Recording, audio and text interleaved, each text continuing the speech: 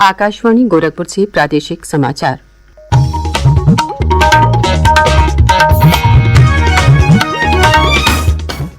नमस्कार। समाचार बुलेटिन के साथ मैं सुषमा श्रीवास्तव। पहले मुख्य समाचार। विधानसभा के तीसरे और चौथे चरण के चुनाव के लिए प्रचार अभियान जोरों पर। भाजपा के वरिष्ठ नेता और प्रधानमंत्री नरेंद्र मोदी ने सीतापुर में जनसभा को संबोधित किया। सपा अध्यक्ष अखिलेश यादव ने औरैया व फर्रुखाबाद में और बसपा प्रमुख मायावती ने लखनऊ में की चुनावी सभाएं। विधानसभा चुनाव के छठे चरण के लिए 676 उम्मीदवार चुनाव मैदान में। गोरखपुर शहर सीट से 13 प्रत्याशी लड़ेंगे चुनाव। सातवें और अंतिम चरण के लिए नामांकन दाखिल करने का आज अंतिम दिन। अब तक 440 पर्चे दाखिल किए गए। और कुशीनगर में विवाह की रस्म के दौरान कुएं का स्लैब टूटने से हुए हादसे में 11 बच्चियों सहित 13 लोगों की मृत्यु, कई अन्य घायल।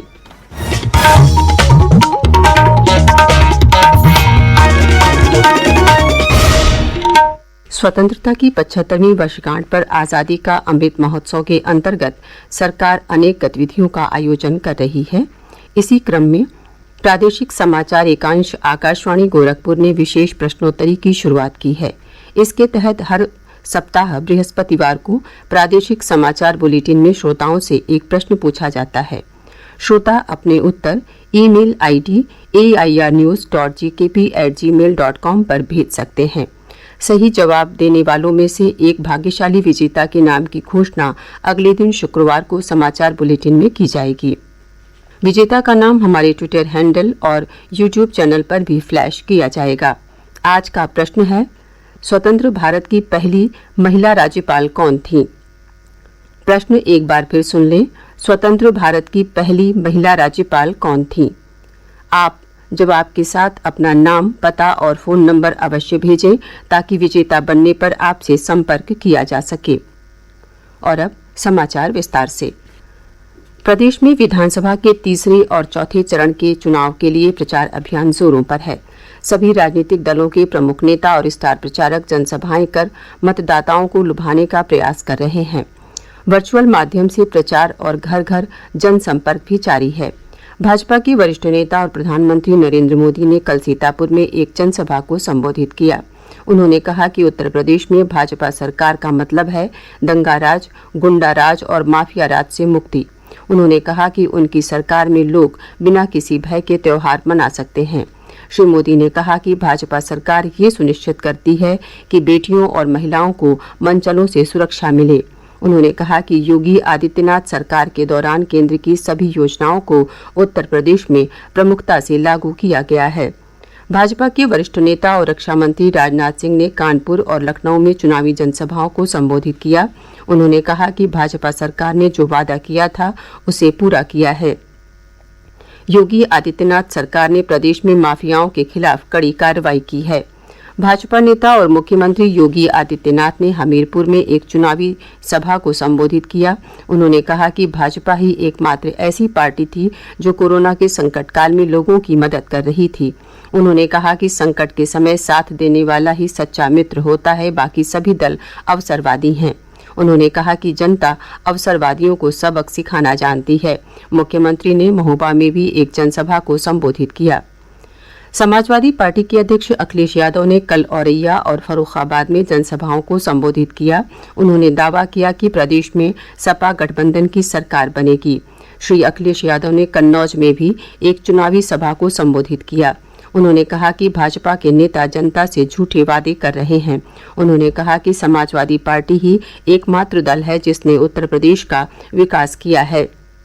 बहुजन समाज पार्टी की अध्यक्ष मायावती ने लखनऊ में एक रैली को संबोधित करते हुए दावा किया कि बसपा ही एकमात्र पार्टी है जो प्रदेश में बेहतर कानून व्यवस्था दे सकती है। कांग्रेस के नेता राहुल गांधी, प्रियंका गांधी वाड्रा और आम आदमी पार्टी के नेता संजय सिंह ने वाराणसी में पार्टी प्रत्याशियों के पक्ष में प्रचार किया। विधानसभा चुनाव के छठे चरण की तस्वीर साफ हो गई है। इस चरण के लिए नाम वापस लेने का कल अंतिम दिन था। छठे चरण में 10 जिलों की 57 सीटों पर 676 उम्मीदवार चुनाव मैदान में हैं।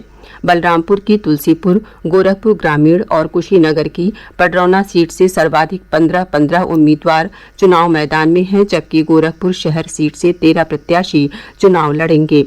वहीं सबसे कम 7 प्रत्याशी देवरिया की सलेमपुर सुरक्षित सीट से चुनाव मैदान में हैं। इस चरण में 10 जिलों बलरामपुर, सिद्धार्थनगर, महराजगंज, कुशीनगर, बस्ती, संत कबीर नगर, अम्बेडकर नगर, गोरखपुर, देवरिया और बलिया की 57 सीटों पर 3 मार्च को मतदान होगा। प्रादेशिक समाचार आप आकाशवाणी गोरखपुर से सुन रहे हैं। ये समाचार बुलेटिन हमारे YouTube channel AIR news Gorakhpur और ट्विटर हैंडल AIR न्यूज_GKP पर भी उपलब्ध है। विधानसभा चुनाव के 7वें और अंतिम चरण के लिए नामांकन दाखिल करने का आज अंतिम दिन है। नामांकन पत्रों की जांच कल की जाएगी और 21 फरवरी तक नाम वापस लिए जा सकेंगे। इस चरण के लिए कल 281 नामांकन दाखिल हुए। अब तक कुल 440 नामांकन दाखिल किए जा चुके हैं। मिर्जापुर में मड़िहान विधानसभा सीट के लिए भाकपा माले की उम्मीदवार जीरा देवी सहित 6 अन्य उम्मीदवारों ने कल अपने पर्चे दाखिल किए। वहीं मजवा सीट से कांग्रेस के उम्मीदवार शिव शंकर चौबे तथा 2 अन्य लोगों ने अपने नामांकन दाखिल किए। उधर जौनपुर की मलहनी सीट से जनता दल यूनाइटेड के प्रत्याशी धनंजय सिंह ने अपना पर्चा भरा। 7वें चरण में 9 जिलों की 54 विधानसभा सीटों पर मतदान 7 मार्च को होगा। प्रदेश में विधानसभा चुनाव में जनता की अपेक्षाओं, राजनीतिक दलों के दावे और वादों तथा सत्ता पक्ष की ओर से सरकार के कार्यों के बारे में चर्चा करने के लिए दूरदर्शन DD कॉन्क्लेव का आयोजन कर रहा है। झांसी में कल आयोजित इस कार्यक्रम में बुंदेलखंड के मुद्दों पर चर्चा की गई। कॉन्क्लेव में भाग लेते हुए भारतीय जनता पार्टी के प्रदेश चुनाव सह प्रभारी और केंद्रीय मंत्री अनुराग सिंह ठाकुर ने प्रदेश सरकार के पिछले 5 सालों के विकास कार्यों की चर्चा की। पिछले 5 वर्षों में डबल इंजन की सरकार के कारण ये बदलाव आया है कि बुंदेलखंड में गांव-गांव तक पानी पहुंचाने का काम किया है और अगले 2 वर्षों के अंदर हर घर को नल से स्वच्छ जल देने का हम काम कर देंगे। केन बेतवा लिंक प्रोजेक्ट अटल जी की सोच थी। मोदी सरकार आई तो 44,605 करोड़ रुपए की लागत से सिंचाई योजना 9 लाख हेक्टेयर भूमि को करेगी और 63 लाख लोगों को पीने के पानी की सुविधा मिलेगी। ये हमने किया है और इसी तरह से ही सरयू सिंचाई योजना भी जो 57 साल पुरानी थी उसको पूरा करने का काम भी योगी जी की सरकार ने किया।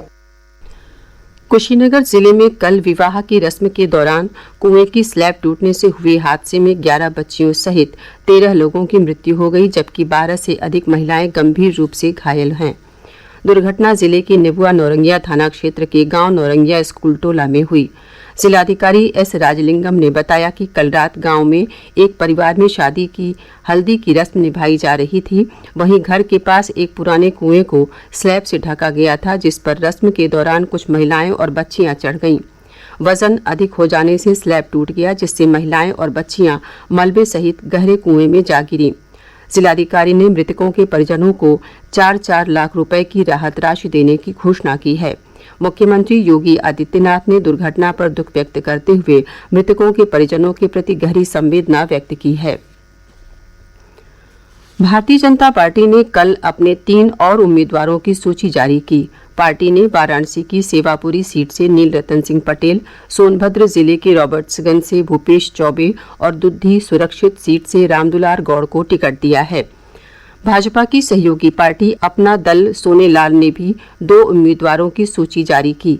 पार्टी ने वाराणसी की रोहनिया सीट से डॉक्टर सुनील पटेल और जौनपुर की मड़ियाहू सीट से डॉक्टर RK पटेल को अपना प्रत्याशी बनाया है।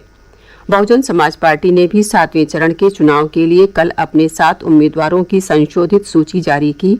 पार्टी ने जौनपुर की मलहनी सीट से शैलेंद्र यादव, मड़ियाहू से आनंद कुमार दुबे, जौनपुर से सलीम खान, चंदौली के मुगल सराय से इरशाद अहमद उर्फ बबलू, सकलडीहा से जयश्याम त्रिपाठी, सोनभद्र की ओबरा सुरक्षित सीट से सुभाष खरवार और दुद्धी से हरिराम चेरो को टिकट दिया है।